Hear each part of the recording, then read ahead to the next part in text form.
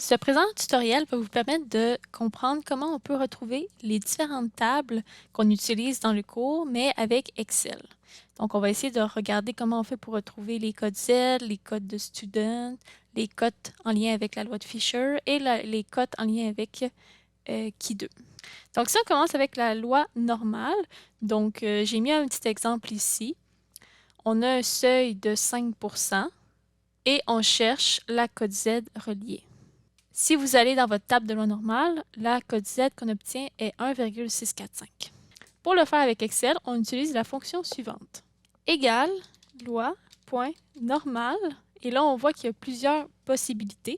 Donc, on choisit loi normale standard inverse n. On la sélectionne et Excel nous demande la probabilité. Donc, quand on fait notre schéma, on remarque que la probabilité pour Excel, c'est la probabilité cumulée. Donc, il faut choisir le 95% et non le 5%. Donc, on va écrire 0,95. On clique sur Enter et on obtient bien notre code Z de 1,645. Maintenant, pour une loi de student, donc supposons que je prends le même genre de problème, on cherche cette fois-ci une cote T, sachant que le seuil de signification est de 5%. La loi de student en question, dans cet exemple, contient un degré de liberté de 31. La réponse pour la cote T est 1,696. Donc, comment on fait pour la trouver avec Excel? Il suffit d'utiliser, encore une fois, une fonction Excel. Donc, quand on écrit loi student, il y en a plusieurs, on va choisir loi student inverse n. Excel nous demande deux éléments, la probabilité et le degré de liberté.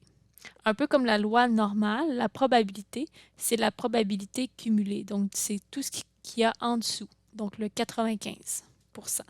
On écrit 0,95. Et pour le degré de liberté, bien, ça dépend du problème, mais ici, le degré était de 31. On sépare les deux éléments par un point-virgule, on ferme notre parenthèse et on clique sur Enter. Et on obtient 1,696. Maintenant, pour une loi de Fisher, donc j'ai l'exemple suivant. On a un seuil de 5%.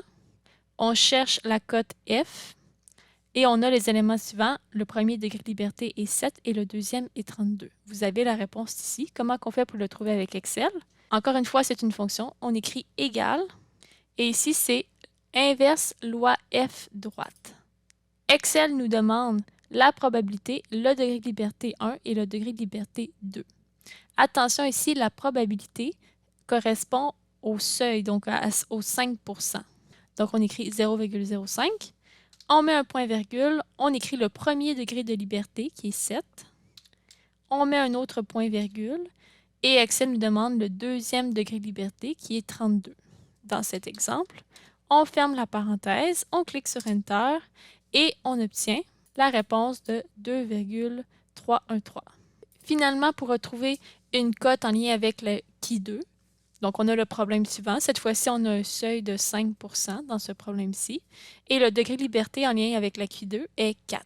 Pour ce problème, on utilise encore une fonction Excel, donc égale loi.key. Donc quand vous écrivez key, parce que key c'est K-H-I, on a plusieurs possibilités et on choisit loi Key2 inverse droite. Excel nous demande la probabilité et le degré de liberté. Encore une fois, la probabilité, un peu comme la loi de Fisher, cette fois-ci correspond à la zone assurée, donc le 5%. 0,05. On met un point-virgule et finalement, on écrit le degré de liberté. Dans ce cas-ci, c'est 4. On ferme la parenthèse et on clique sur Enter. En arrondissant, on obtient 9,488. Et voilà, vous savez maintenant comment faire pour retrouver vos tables, mais avec des fonctions Excel. Et je tiens à préciser qu'avec Excel, c'est toujours mieux parce que vous pouvez avoir autant de décimales que vous le désirez. Tandis que dans les tables, on a comme arrondi les valeurs. Donc, toujours mieux de le faire avec Excel.